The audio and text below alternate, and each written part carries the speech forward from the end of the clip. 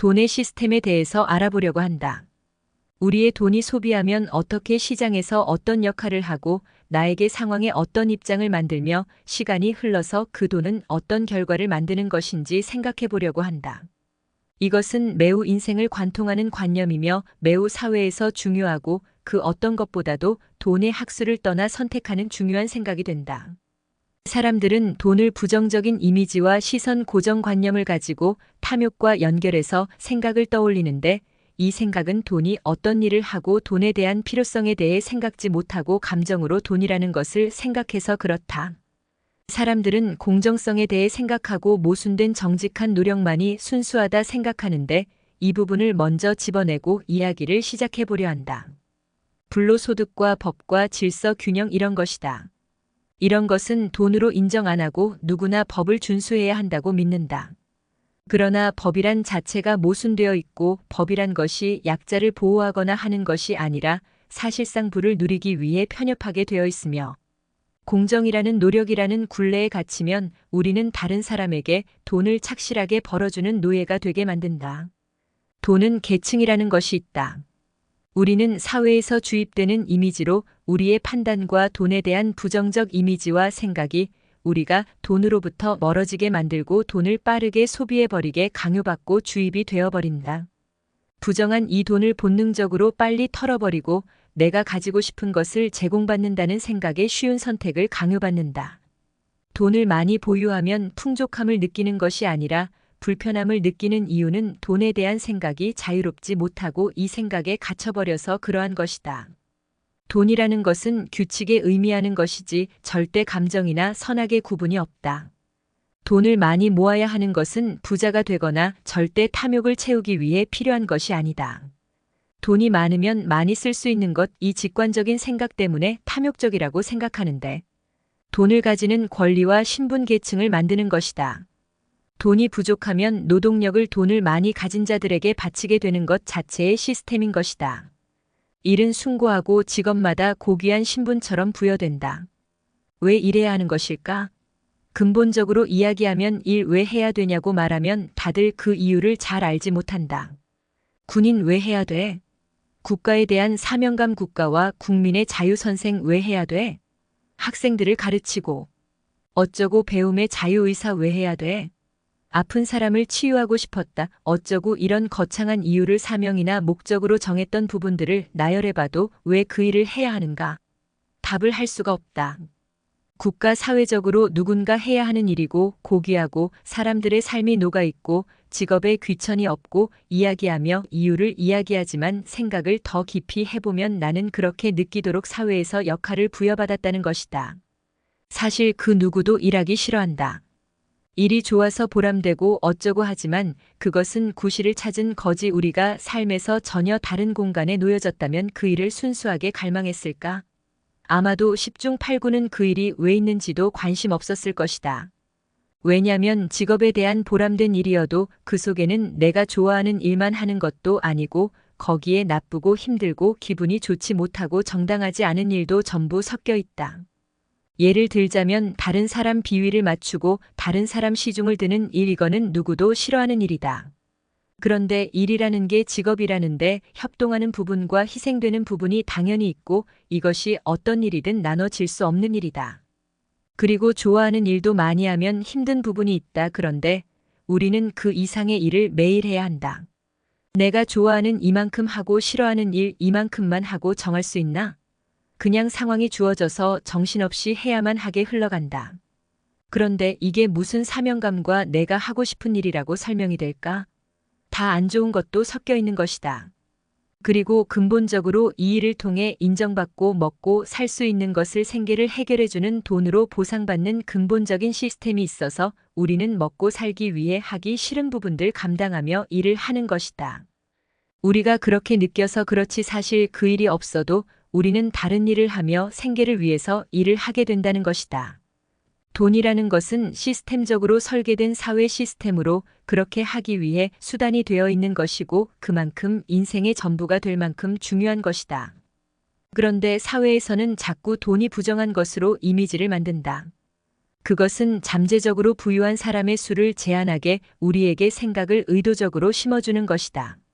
그렇다면 공정한 것에 사회 규율이 지켜져야 시스템이 올바르게 작동하는데 불로소득은 잘못된 게 아닌가 생각해 볼 수도 있다.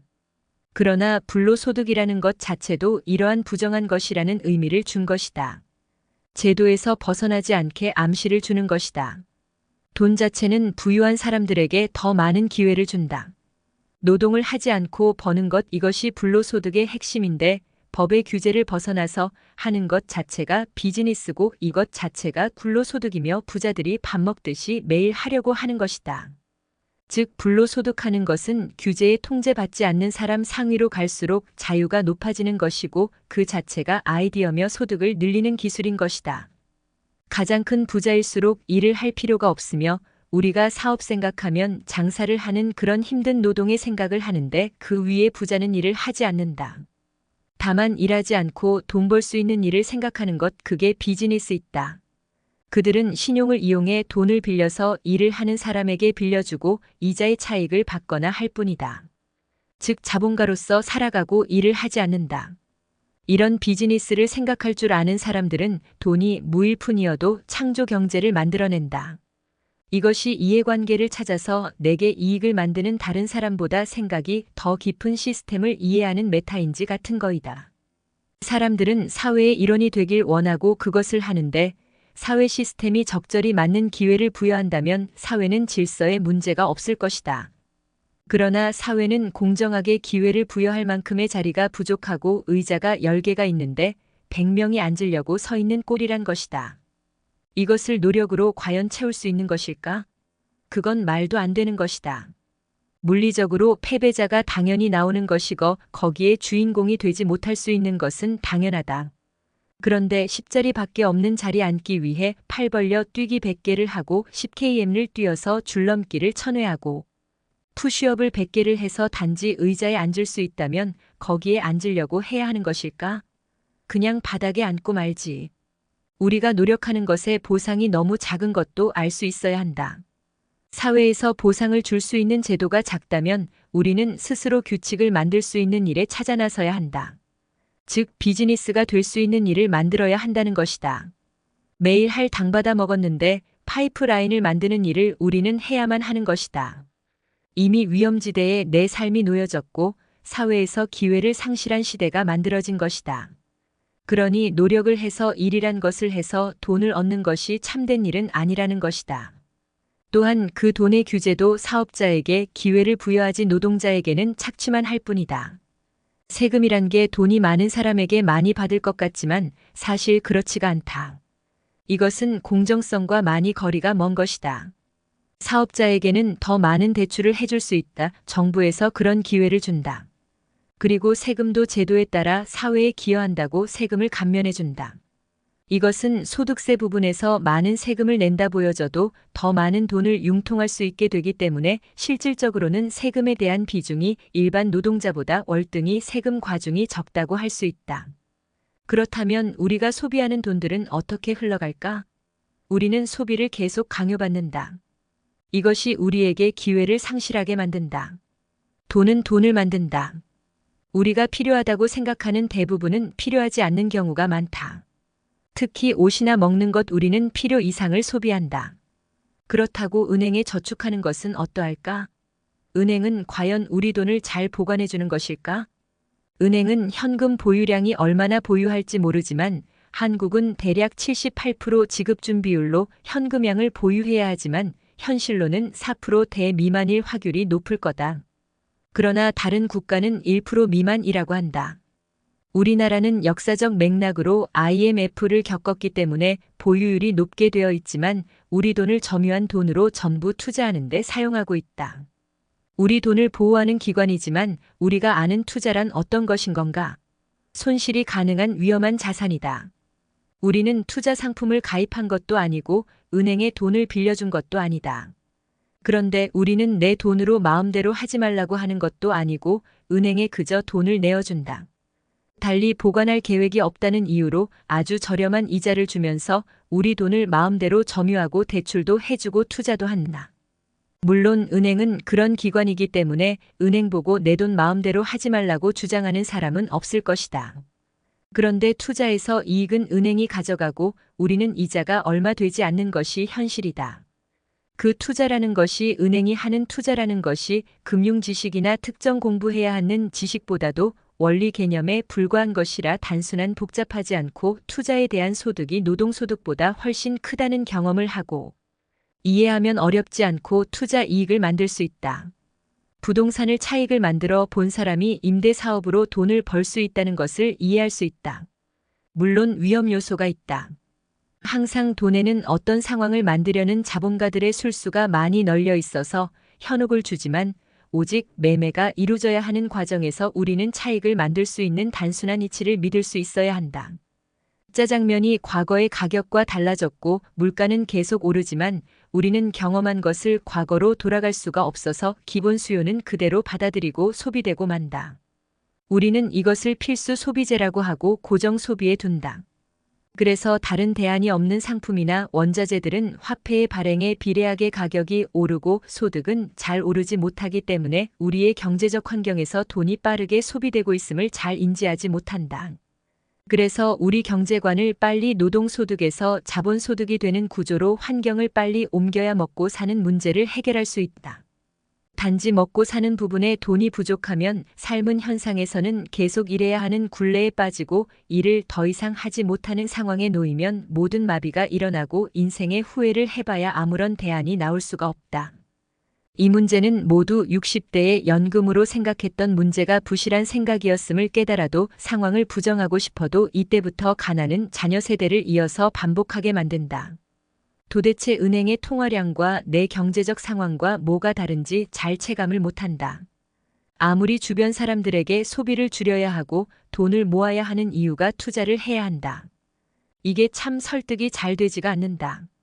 왜냐면 다른 사람들은 위험 자본에 돈을 넣고 싶지 않고 안정소득을 얻고 싶어서 위험을 행한다. 이게 수백 번 생각해도 납득이 안 될 것이다. 근데 문제는 그것이다. 기회가 공평하면 우리에게 노후에 문제가 생기지 않고 안정적으로 집도 소득도 유지될 것이다. 이 통화량을 늘리는 것은 우리 자국의 의지도 아니고 미국 시장과 연동되어 있어서 정책적으로 어디가 어디 계층이 희생돼야만 하는 것인데 중산층 이하의 그룹에서 희생과 고갈이 일어나는 것이다. 우리 기성세대가 왜 청년들에게 노력을 강요했을까? 기성세대가 노력으로 학업이나 사회적으로 회사 등을 통해 희생당한 부분이 있다. 그런데 기성세대도 왜 젊은 세대들에게 나 때는 어땠다며 이를 강요하게 되었나 근본적인 생각을 해보면 그것은 사실은 나의 다짐, 나의 생각, 나의 입장이 아니라 정부 사회로부터 부여된 환경이라는 것이다. 왜 이래야 하는 것인가? 먹고 살려면 돈 벌어야지. 이 생리 구조가 자본주의에서 쌓아진 것이기 때문에 우리는 왜 일을 해야 하는가 근본적 답변을 잘하지 못하는 것이다. 내가 느낀 것은 이것이 아닌데 사회 환경으로 주입된 생각이기 때문이다. 물가가 오르면 사람들은 자본이 적은 사람들을 복지로 해결할 수 없는 더 큰 사회의 혼란과 문제로 나타난다. 일본에서 일어난 일은 남일이 아니다. 일본은 미국 사회에 기술력을 제공하며 헌신적인 정책을 해왔다. 급격한 통화 정책으로 주요 사업을 하고 있는 기업들이 무너졌고 그 책임은 중산층 이하의 서민들이 그대로 겪었다. 우리도 일본과 비슷한 일을 겪을 수 있기 때문에 돈을 예비하는 것을 소홀하게 생각하지 않았으면 좋겠다. 투자를 반드시 해야만 하는 것이고 자본가가 되어야만 하는 것이 주체성을 가질 수 있다. 경제적 주권을 정부 사회에 맡기는 것이 근로자로서 노동소득만 가지고 사는 것이 더 큰 위험으로 삶을 살게 된다는 것이고 투자 소득을 경험하고 나면 돈에 대한 이해가 조금 생길 것이다. 욕심으로 자본주의를 그릇된 판단을 하는 것이 아니라 돈의 원리의 근본 구조가 이러한 것을 알게 되면 경제적 자유로 살아갈 삶을 선택할 수 있을 거라 확신한다.